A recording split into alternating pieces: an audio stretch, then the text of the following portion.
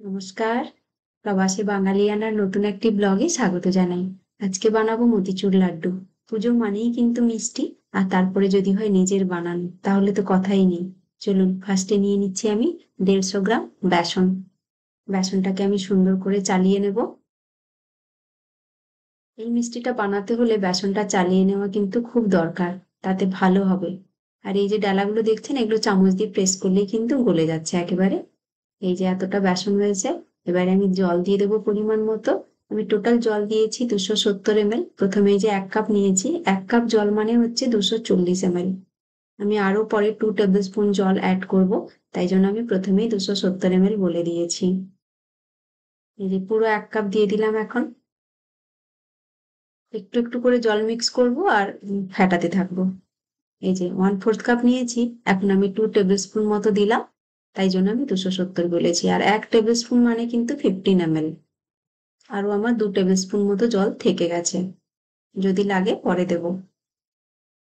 কিন্তু আমার মনে হচ্ছে আর লাগবে না, তাই আমি রেখে দিলাম।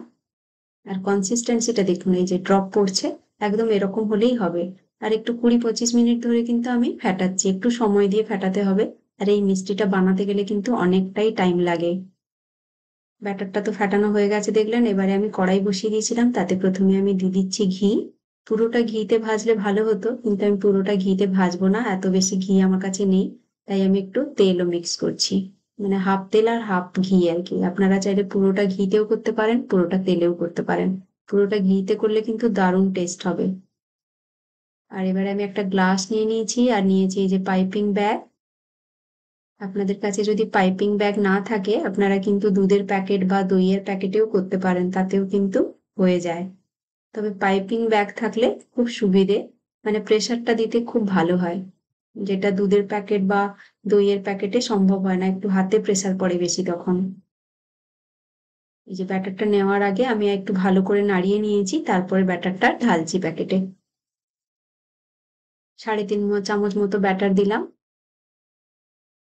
এবারে মুখটা এমনি হাতে ধরেও করতে পারেন, আর রাবার ব্যান্ডও লাগিয়ে দিতে পারেন।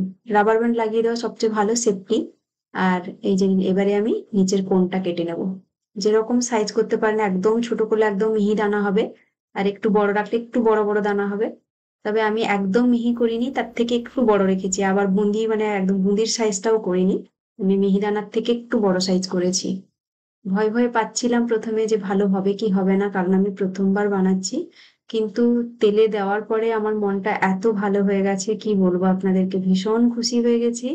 আর প্রথমবারেই যে এত ভালো হবে সেটা বুঝতেই পারিনি। দেখুন কি সুন্দর হচ্ছে, প্রত্যেকটা কিন্তু একদম গোল গোল হচ্ছে এখন। দারুণ হচ্ছে, দারুণ। মানে চারদিকে হাতটা ঘুরিয়ে ঘুরিয়েও দেওয়া যায়, আবার এক জায়গাতে কিন্তু দাঁড় করিয়েও দেওয়া যাচ্ছে, মানে এক জায়গাতেই পড়ছে কিন্তু তাতেও দেখছি গোল গোল উঠে আসছে একেবারে। খুব সুন্দর হয়েছে। আর আমি একটু কম কম করে করছি, কারণ মনে হচ্ছে যেন প্রথমে যেগুলো দিয়েছি সেগুলো হয়তো জ্বলে যাবে, একদম ছোট ছোট দানা তো।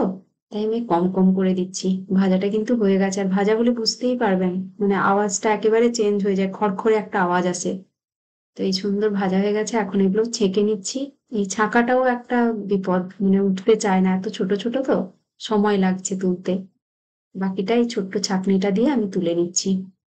পরিষ্কার করে তুলে নিয়েছি, তারপরে আবার একটা দিতে শুরু করেছি। মানে দেখে বুঝতে পারছেন নিশ্চয়ই আপনারা যে কত সুন্দর হচ্ছে, দেখুন দারুণ হচ্ছে কিন্তু একেবারে। তাই আমি অভির বাবাকেও ডাকলাম যে দেখবে আসো কি সুন্দর হচ্ছে। আর এই স্টেপটা করতে এত মজা লাগছে না, দারুণ লাগছে, খালি হাত ঘুরিয়ে যাচ্ছে আর ছোট ছোট বলগুলো রেডি হয়ে যাচ্ছে। খুব মজা লাগছে। মানে আমি অনেক ভালো রকম স্পিডেই কিন্তু হাত ঘোরাচ্ছি, দেখেই বুঝতে পারছেন। এমনি একটা একটা ড্রপ কিন্তু পড়ছে না, একদম সুতোর মতো বেরিয়ে যাচ্ছে, কিন্তু তেলে যখনই পড়ছে না একদম ড্রপ হয়ে উপরে উঠে আসছে। এই দেখুন কি সুন্দর হয়েছে, দারুণ একেবারে, মনে হচ্ছে এটা করতেই থাকি করতেই থাকি। এই দেখুন, দারুণ ভাজা হয়েছে। আর কিরকম আওয়াজ আসছে আপনাদেরকে দেখাচ্ছি, চলুন আওয়াজটা শুনুন আপনারা।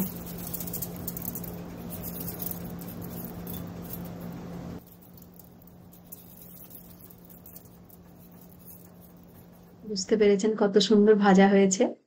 আর এই দানাগুলো দেখুন একদম ছোট ছোট মতির মতো না একেবারে, এই জন্য মতিচুর লাড্ডু একেবারে মতির দানার মতো হয়েছে। তবে কোনো কোনো একটা দানা একটু লম্বা বেরিয়ে গেছে, সেরকম হয়েছে। তবে বেশিরভাগ গোল গোল সুন্দর হয়েছে একেবারেই। দেখুন কি দারুণ লাগছে না, সেই দেশে মিহিদানা বিক্রি হয় সেরকমই লাগছে, তবে মিহিদানা একটু ছোট হয় আর একটু, আমারটা একটু বড় হয়েছে। দারুণ লাগছে, আমার তো মিহিদানাও ভীষণ ভালো লাগে, আর মতিচুর মানে লাড্ডুটা আবার আমার ছেলে ভীষণ ভালোবাসে। এই দেখুন কি সুন্দর দানাগুলো, কম করে হাতে দেখালাম কারণ একসঙ্গে তুললে বুঝতে পারছেন না হয়তো। আর এই তেল ঘিটা বেঁচেছে, পুরোটাই ভাজাতে চলে গেছে কিন্তু। এবারে আমি সুগার সিরাপটা বানিয়ে নেব। প্রথমে নিয়ে নিয়েছি 100 গ্রাম চিনি, আর তার জন্য দিচ্ছি 120 ml ওয়াটার। 120 ml ওয়াটার মানে হাফ কাপ জল। আমি পুরোটা দিলাম না, একটু রেখে দিয়েছি, ওই যেটুকু জল রেখেছি তাতে আমি কালারটা মিক্স করে দেব। আপনারা কিন্তু কালার ছাড়াও করতে পারেন। এই যে চিনিটা গুলে গেছে, এবারে এবারে আমি দিয়ে দিচ্ছি একটুখানি লেবু রস। যদি চিনিতে নোংরা থাকে সেটাও উঠে আসবে, আর ক্রিস্টালাইজ হবে না লেবু রস দিলে। এখানে কিন্তু চিনিতে কোনো রকম নোংরা থাকে না, লেবু রস দিলেও উঠে আসে না। এই যে আমি দিয়ে দিচ্ছি অরেঞ্জ কালার। কালারটা যদিও খাওয়া ভালো নয়, কিন্তু ওই আর কি, লাড্ডু ভাবলেই যেন ওই কালারটা চোখে ভাসে। মতিচুর লাড্ডু সাধারণত দোকানে দুটো কালারই পাওয়া যায়, অবশ্য এমনি কালার ছাড়াও থাকে, কালার বালাও থাকে। তো কালার বালাটা দেখতে ভালো লাগে, তাই আমি একটু প্রথমবার বানাচ্ছি বলে একটু কালার দিলাম, তবে আমি কালার ছাড়াও বানাবো পরে। আর এই ভিডিওটা আমি বানিয়েছিলাম কিন্তু গণেশ পুজোর সময়। আমি ভুলে গেছিলাম পোস্ট করতে। আমি এই যেমন হয় না, ফাইলগুলো আমি চেক করছিলাম, দেখলাম মতিচুর লাড্ডুটা আমার পড়ে আছে। খুব ভালোই হয়েছে, একেবারে পুজোর সময় পোস্ট করতে পারছি। পুজোতেও আপনারা ঘরে বানিয়ে খান, আর ঠাকুরকেও ভোগ দিতে পারেন বানিয়ে। নিজেদের বানানো মিষ্টি ভোগ দেওয়ার একটা আলাদা আনন্দ আছে তার মধ্যে। সবার ঘরে তো নাড়ু টাড়ু কিছু না কিছু বানানো হয়, এটাও কিন্তু একবার বানিয়ে দেখতে পারেন, সত্যি খুব ভালো হয়। একেবারে ইজি, কিন্তু একটু টাইম সাপেক্ষ, কিন্তু খুব ইজি। এই দেখুন কি সুন্দর হয়েছে, জলটা একেবারে সোক করে গেছে। এবারে একটা জিনিস দেব, সেটা কিন্তু মতিচুর লাড্ডুতে দিতেই হবে, এছাড়া কিন্তু লাড্ডু হবে না। এই দেখুন দিয়ে দিচ্ছি 2 টেবিল স্পুন কর্ন সিরাপ। আপনারা যদি কর্ন সিরাপ না থাকে, আপনারা গ্লুকোজ সিরাপ দিতে পারেন। গ্লুকোজ সিরাপ অবশ্য বেশি ভালো হবে এর জন্য, কারণ সেটা একটু বেশি মিষ্টি এবং বেশি থিকও। এটা একটু পাতলা গ্লুকোজ সিরাপের থেকে। গ্লুকোজ সিরাপটা আপনারা যে কোনো বেকার দোকানে পেয়ে যাবেন, মানে যেখানে কেকের আইটেম গুলো পাওয়া যায় সেখানে পেয়ে যাবেন। আমি কিন্তু নিয়ে আসিনি, আমি পেয়েছিলাম, কিন্তু এত বড় ডাব্বা ছিল যেটা আমি 4-5 বছরেও হয়তো শেষ করতে পারবো না। তাই জন্য আমি নিয়ে নিই, আমি কর্ন সিরাপটাই নিয়ে এসেছি, কারণ দুটো একই ক্যাটাগরির, খালি কর্ন সিরাপটা একটু কম মিষ্টি হয় আর একটু পাতলা হয়। আরো হয়তো একটু দিলে হতো, বাট আমি একটু কম করেই দিয়েছি। আর এই স্টেজটাতে আপনারা দেখে নেবেন বুন্দিটা ঠিকঠাক মানে রস ঢুকেছে নাকি। যদি মনে হয় যে একটু কম রস ঢুকেছে, তাহলে কিন্তু একটু জল অ্যাড করতে পারেন এই সময়, দিয়ে একটু নাড়ানাড়ি করলেই আবার সেদ্ধ হয়ে যায়। আমি আর একটু জল দিয়েছিলাম 2 টেবিল স্পুন মতো, সেটা আপনাদের দেখানো হয়নি। সুন্দর হয়ে গেছে একদম। এই যে নামিয়ে নিলাম, একটু ঠান্ডা করেই আমি লাড্ডুটা বানাতে শুরু করবো, কারণ এত গরম আমি হাত লাগাতে পারবো না এখন।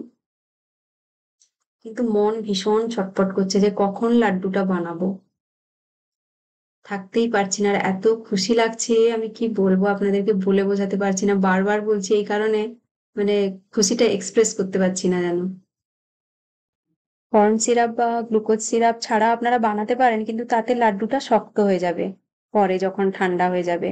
আর এই গ্লুকোজ সিরাপ বা কর্ন সিরাপ দিলে সেটা কিন্তু হবে না। যেরকম আজকেও দেখছেন একদম নরম সুন্দর, এরকম কিন্তু 5-6 দিন পরেও একই রকম থাকবে। ওই জন্য লাড্ডু দোকানে দেখবেন একই রকম থাকে, শক্ত হয় না।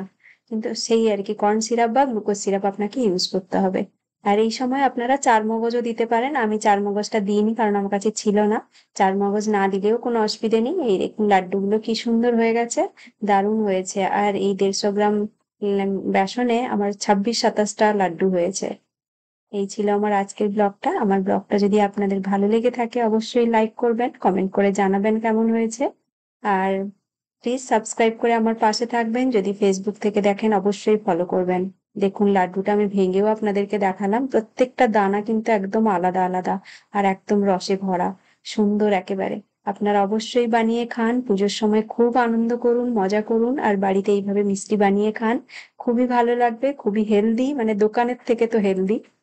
এই ছিল আমার আজকের ব্লগ। খুব ভালো থাকবেন সবাই, পুজোতে ভীষণ ভাবে এনজয় করুন সবাই। Bye bye. দেখা হচ্ছে পরের ভিডিওতে।